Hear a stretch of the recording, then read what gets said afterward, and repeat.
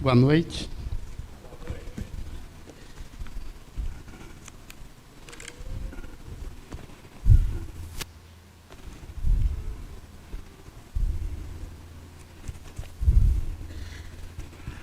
Convido os irmãos para abrirem suas Bíblias.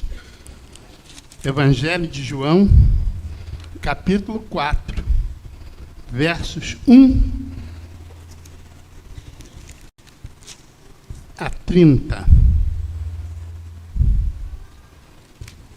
João 4, versos 1 a 30. Amém?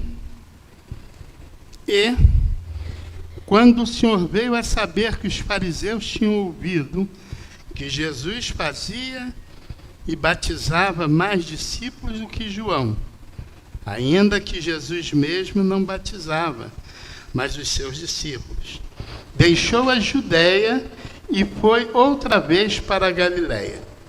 E era-lhe necessário passar por Samaria. Foi, pois, a uma cidade de Samaria chamada Sicar, junto da herdade que Jacó tinha dado ao seu filho José. Estava ali a fonte de Jacó. Jesus, pois, cansado do caminho, assentou-se assim junto da fonte. Era isso quase a hora sexta. Veio uma mulher de Samaria tirar água. Disse-lhe Jesus: dá-me de beber. Porque os seus discípulos tinham ido à cidade comprar comida. Disse-lhe, pois, a mulher samaritana: como, sendo tu judeu, me pedes de beber a mim, que sou mulher samaritana? Porque os judeus não se comunicam com os samaritanos. Jesus respondeu e disse-lhe: se tu conheceras o dom de Deus, e quem é o que te diz, dá-me de beber, tu lhe pedirias, e ele te daria água viva. Disse-lhe a mulher: Senhor, tu não tens com o que tirar, e o poço é fundo. Onde, pois, tens a água viva?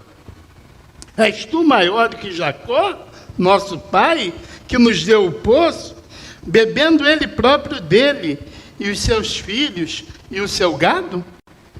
Jesus respondeu e disse-lhe: qualquer que beber desta água tornará a ter sede, mas aquele que beber da água que eu lhe der, nunca terá sede, porque a água que eu lhe der se fará nele uma fonte de água, a jorrar para a vida eterna. Disse-lhe a mulher: Senhor, dá-me dessa água, para que eu não mais tenha sede, e não venha aqui tirá-la. Disse-lhe Jesus: vai, chama o teu marido e vem cá. A mulher respondeu e disse: não tenho marido. Disse-lhe Jesus: dissestes bem, não tenho marido, porque tiveste 5 maridos, e o que agora tens não é teu marido. Isso disseste com verdade.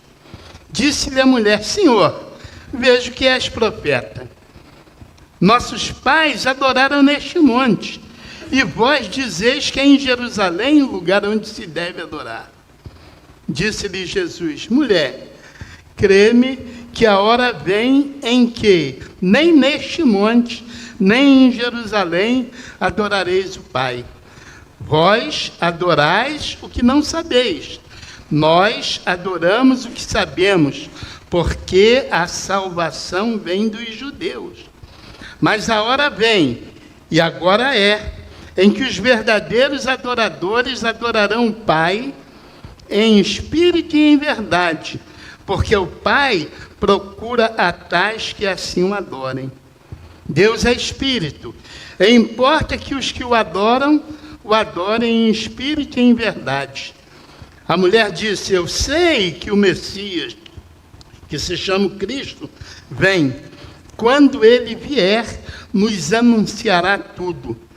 Jesus disse-lhe: eu o sou, eu que falo contigo.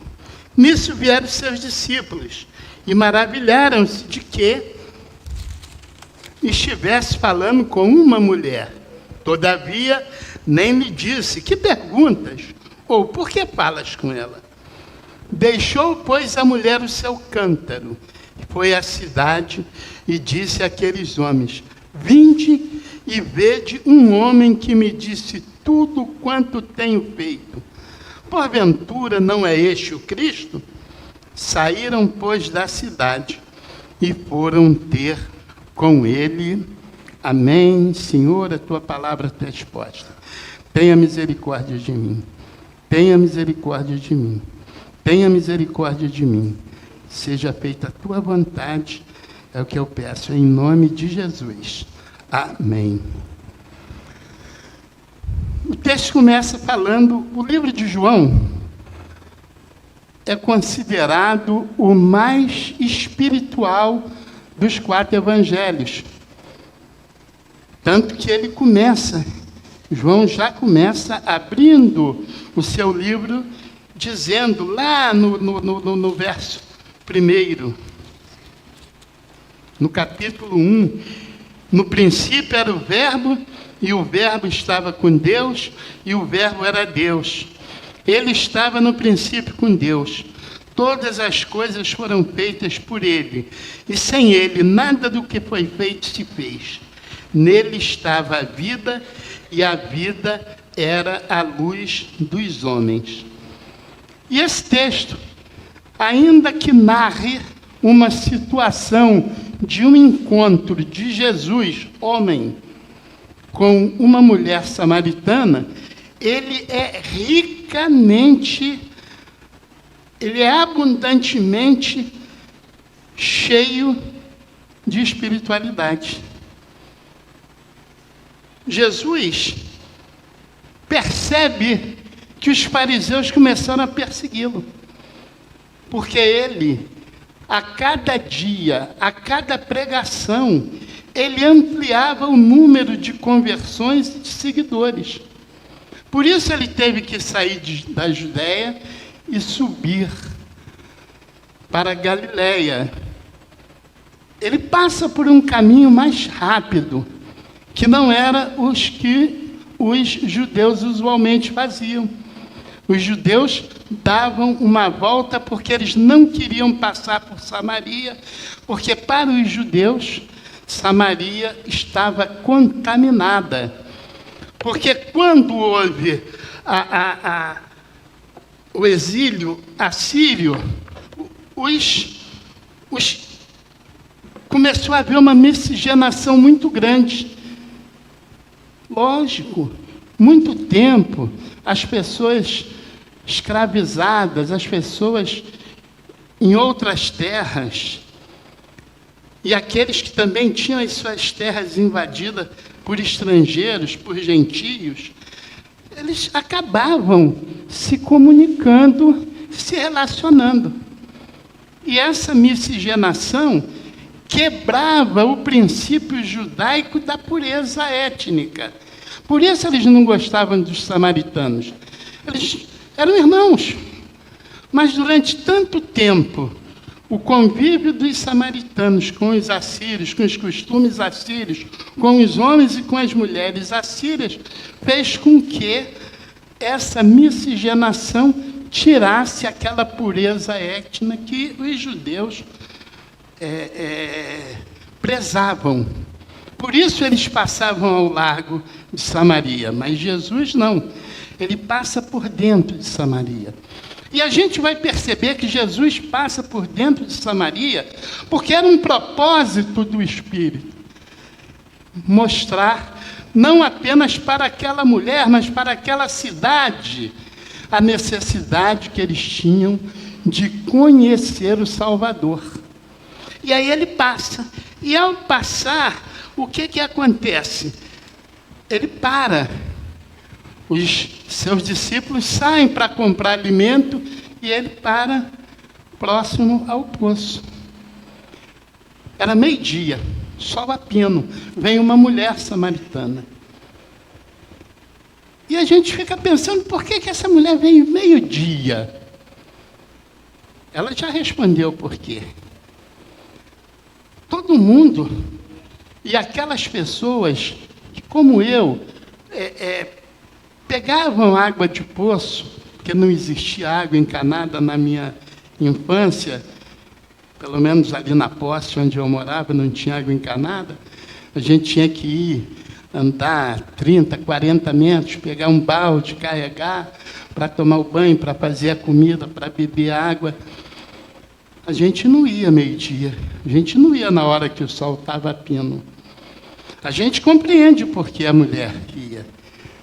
Ela não ia de manhã. Ela teve 5 maridos. Com o 6º companheiro, ela não era casada. Provavelmente ela era uma mulher discriminada. Provavelmente ela era uma mulher que tinha má fama. Por isso ela ia a hora que ninguém ia. Porque aí ela não precisava se submeter aos olhares que apontavam a condição dela de pecadora, segundo a visão dos judeus. E ela chega e encontra Jesus. E ela se surpreende. Ela se surpreende porque Jesus pede água. Que coisa, aquele homem judeu pedindo água para uma mulher. E além de mulher, samaritana. Mulher naquela época, ela era reputada como uma coisa sem nenhum valor. Mulher, criança, doentes. O judeu não valorizava a mulher. O judeu até evitava falar com a mulher. Mas aquele homem não, aquele homem chama. Por favor, me dá um copo d'água. Ela se assusta, ela se espanta. Onde já se viu isso? O judeu pedindo água a uma mulher samaritana. E aí, a gente percebe que Jesus, ele usava de estratégias para poder iniciar, entabular uma conversa com as pessoas. Ele pediu água. Jesus não estava com sede. Pediu água para poder provocar um diálogo. E a mulher, assustada com isso, ela diz: como pedes água? E aí Jesus diz assim: se tu conheceras o dom de Deus, e quem é que te diz, dá-me de beber, tu lhes pedirias, e ele te daria água viva. Ela olha para Jesus, naquele momento, e diz assim: ora, tu não tens com que tirar água, e o poço é fundo. Como é? Onde, pois, tens água viva? Naquele momento, ela estava pensando na água da fonte, na água que sacia a nossa sede corporal. Ela ainda não tinha entrado no nível da espiritualidade, embora Jesus já tenha falado. A água viva aqui já estava direcionando para um relacionamento espiritual, para uma conversa de outro patamar, de outro nível.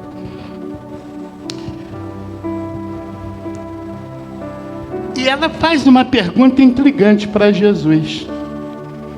Ela reconhece a dificuldade. Como é que Jesus vai poder pegar água? O poço é fundo, ele não tem com que pegar. E ela vem com uma pergunta. Aí ela já começa a entrar no clima da espiritualidade. Ela diz: tu és maior que Jacó, o nosso pai, que nos deu o poço, bebendo ele próprio dele, e os seus filhos e seu gado? E aí Jesus responde: qualquer que beber desta água tornará a ter sede, mas aquele que beber da água que eu lhe der nunca terá sede, porque a água que eu lhe der se fará nele uma fonte de águas vivas, uma fonte de águas a jorrar para a vida eterna. Ela embora iniciando no nível da espiritualidade, ainda tem um resquíciozinho da natureza física da conversa. E ela disse-lhe a mulher: Senhor, dá-me dessa água, para que não mais tenha sede e não venha aqui tirá-la. Ou seja, ela queria ter a sede suprida, porque se a sede tivesse suprida, ela não precisaria mais se submeter à vergonha da sua exposição pública. Afinal, supõe-se que ela fosse uma mulher de má fama, porque o sexto não era marido. O sexto que vivia com ela vivia numa relação concubinária, não era marido. Disse-lhe Jesus: vá, chama o teu marido e vem cá. Aquilo toca no coração da mulher, mas ela é firme: não tenho marido. Disse-lhe a Jesus: não tenho marido. Como dissesse: olha, o senhor não me conhece, não tenho marido, manda eu chamar meu marido, eu não tenho marido. E aí Jesus vem e amorosamente diz: dissestes bem, não tenho marido, porque tiveste 5 maridos, e o que agora tens não é teu marido. Isso disseste com verdade. Aí a mulher, ela percebe que ela está diante de alguém que está muito além de um simples homem. E aí ela chega e diz assim: Senhor, vejo que és profeta. Só que quando ela fala vejo que és profeta, ela não continua naquele tema que fala sobre a vida pessoal dela. Ela és profeta, então ela já muda o foco da conversa e diz assim: nossos pais adoraram neste monte, e vós dizeis que é em Jerusalém o lugar onde se deve adorar. Ela tenta mudar o foco. Ela não queria que ele tocasse na ferida, ou seja, da condição equivocada, errada, pecaminosa que ela vivia. Ela muda o foco da questão. Ela já fala de adoração. Ela já vem com uma outra história. Olha, nós adoramos aqui, mas vocês os judeus, dizem que o lugar de adoração é em Jerusalém. E aí Jesus chega, mais uma vez, de forma doce e suave, diz: mulher, crê-me que a hora vem em que nem neste monte, nem em Jerusalém adorareis o Pai. Vós adorais o que não sabeis. Nós adoramos o que sabemos, porque a salvação vem dos judeus. Aqui ele não estava dizendo que a salvação era uma primazia, uma exclusividade da nação ou do povo judeu. Não. Aqui ele está dizendo que a salvação, embora vem dos judeus, vem dele que era judeu. Vem dos judeus. Vem dele, Jesus. E aí Jesus fala, avança nesse diálogo e diz: mas a hora vem, e agora é, em que os verdadeiros adoradores adorarão o Pai em espírito e em verdade, porque o Pai procura a tais que assim o adorem. Deus é espírito, e importa que os que o adorem em espírito e em verdade. Então ele já coloca para a mulher todo aquele arcabouço teológico, espiritual, em resposta ao que ela falou. Ele mostra que A adoração, ela não é local. Não é ir lá que você adora. Ir lá é importante, mas não adianta ir lá com um coração que não seja adorador. É o seu coração que tem que ser adorador. E aí, o seu coração sendo adorador, você pode adorar em Sião, você pode adorar em Gerizim, você pode adorar na PIB do Jardim da Viga. Porque o seu coração é que vai marcar aquilo que Deus quer de nós, que o adoremos em espírito e em verdade. E a mulher chega e diz assim: eu sei que o Messias, que se chama Cristo, vem. Quando ele vier, nos anunciará tudo. E aí a gente percebe que aquela mulher tinha conhecimento, sim. Aquela mulher samaritana, ela tinha a esperança. Olha só que beleza. Eu sei que o Messias vem. Ela afirma com categoria, com firmeza. Ela afirma com certeza. E quando ele vier, porque ela sabe que ele vai vir, nos anunciará tudo. É o que nós aprendemos na nossa caminhada cristã. Nós aprendemos que o Senhor vem de novo, porque Ele já veio, já nos mostrou, já nos ensinou, já nos preparou. Ele deixou todo o conhecimento necessário para que nós possamos ascender aos céus quando Ele vier buscar a sua igreja. Imagine que aquela senhora, aquela mulher, que não tinha o conhecimento que nós temos da Bíblia, ela afirmou de forma categórica, enfática, firme: eu sei que o Senhor, que o Messias vem, e quando ele vier nos anunciará tudo. E aí Jesus diz: eu o sou, eu que falo contigo. Veja que estratégia que Jesus usa. Ele podia ter respondido isso quando ela pergunta para ele: és tu maior que Jacó? Ele poderia ter dito: sou. Só que ele não disse. Ele não disse porque se ele dissesse eu sou, ele não teria estabelecido conversa que fosse ser frutificante para aquela mulher. Ele esperou o momento. E no momento que ela declara que espera o Cristo, que espera o Messias, ele chega e diz: mulher, não precisa esperar, sou eu. Porque, meu Deus, é tão...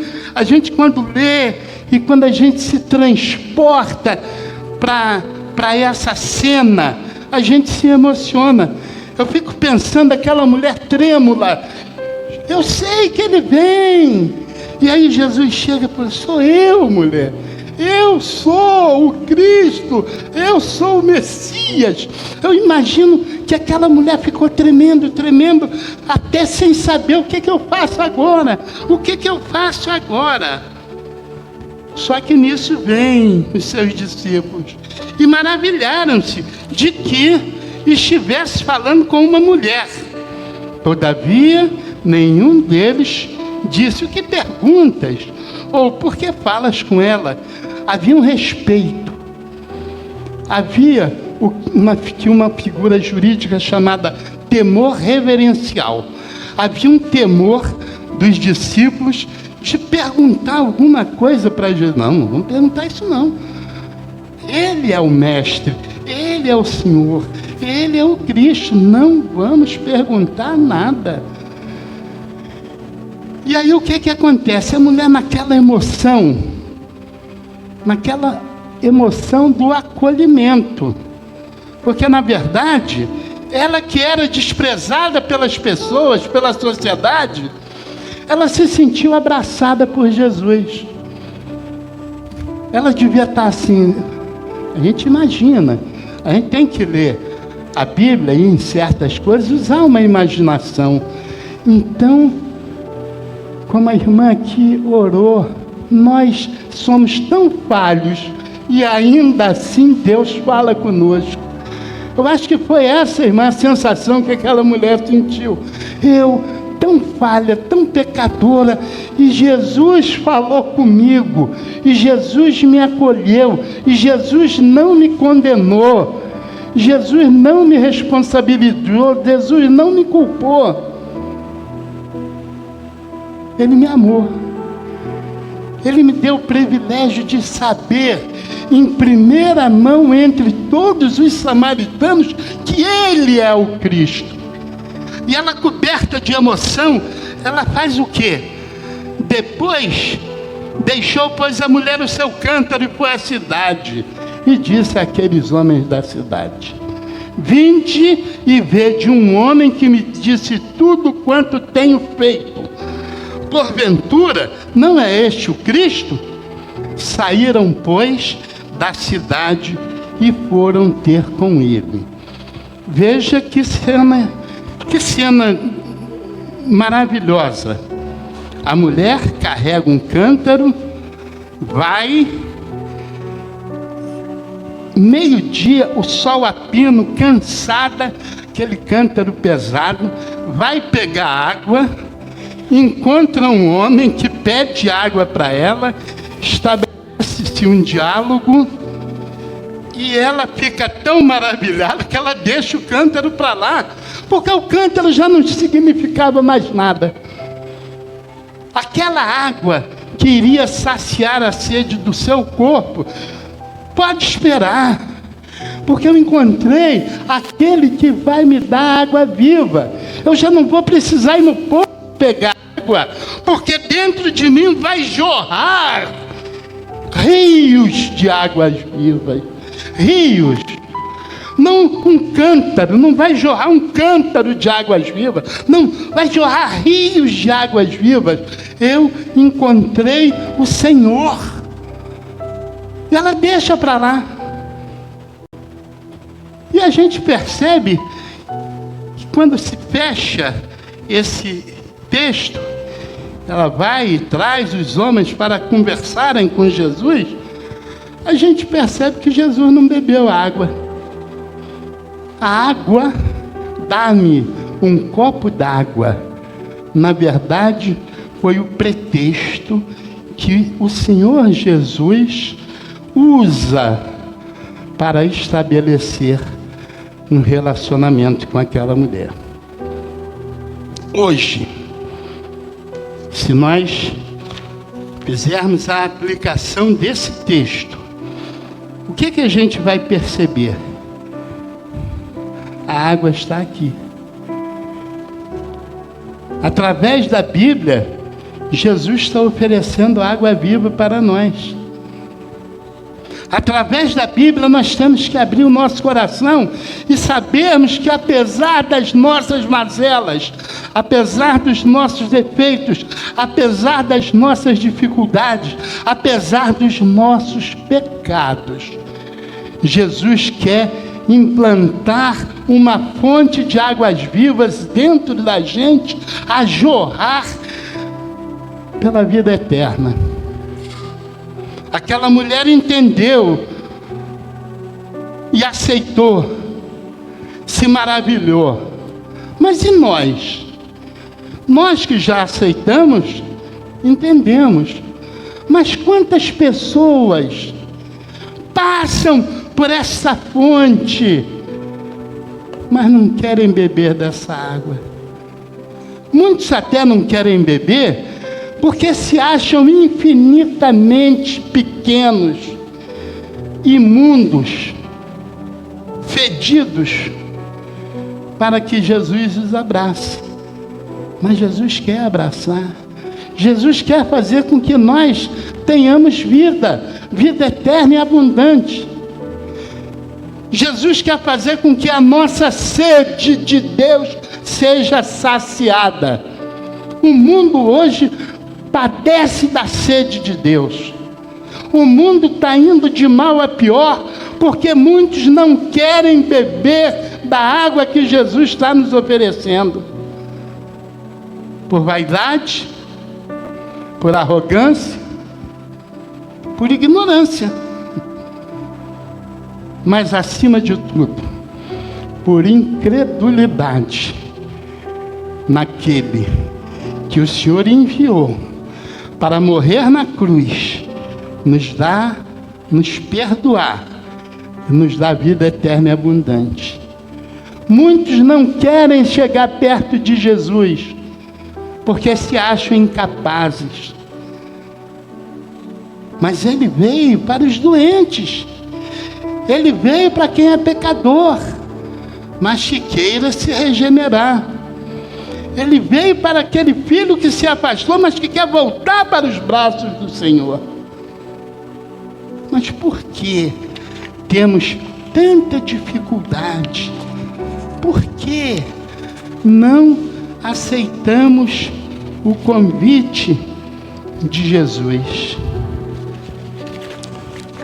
Concluindo, irmãos, a água viva, que é Jesus, que conhecemos através da Bíblia, estava disponível para aquela mulher na beira do poço de Sicar, na Samaria. Hoje está disponível para você e para mim, para nós. Ainda hoje Jesus está chamando: se alguém tem sede de Deus, venha a mim e beba. Basta pedir a Jesus e Ele lhe dará a água da vida. Você jamais terá sede espiritual novamente, e a sua vida será transformada de dentro para fora, pois esta água viva é a partir do seu interior transformada numa fonte a jorrar para a vida eterna.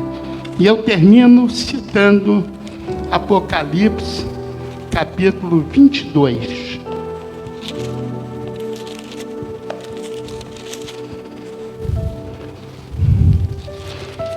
Que vai nos dizer: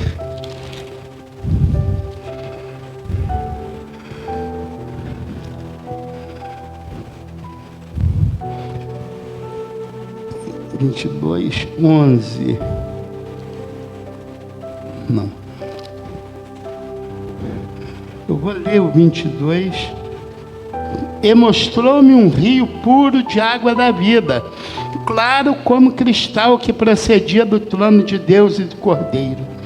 No meio da sua praça, e de uma e da outra banda do rio, estava a árvore da vida, que produz 12 frutos, dando seu fruto de mês em mês, e as folhas das árvores são para a saúde das nações. E ali nunca mais haverá maldição contra alguém. E nela estará o trono de Deus e do Cordeiro, e os seus servos o servirão. E verão seu rosto, e na sua testa estará o seu nome. E ali não haverá mais noite, e não necessitarão de lâmpada, nem de sol, da luz do sol, porque o Senhor os alumia, e reinarão para todo o sempre. E disse-me: estas palavras são fiéis e verdadeiras. O Senhor, o Deus dos santos profetas, enviou seus anjos para mostrar aos seus servos coisa que em breve hão de vir. Eis que presto venho, bem-aventurado aquele que guarda as palavras da profecia. Então veja, irmãos, que maravilha nós vermos. E aí ele diz: e o Espírito e a esposa dizem: vem. E quem ouve, diga: vem. E quem tem sede, venha. E quem quiser, tome de graça da água da vida. Que nós possamos, irmãos, tomar gratuitamente da água da vida, porque ela já foi adquirida com abundância no momento em que Jesus derramou o seu sangue na cruz do Calvário, nos perdoou, nos reconciliou com o Pai e nos deu vida eterna e abundante.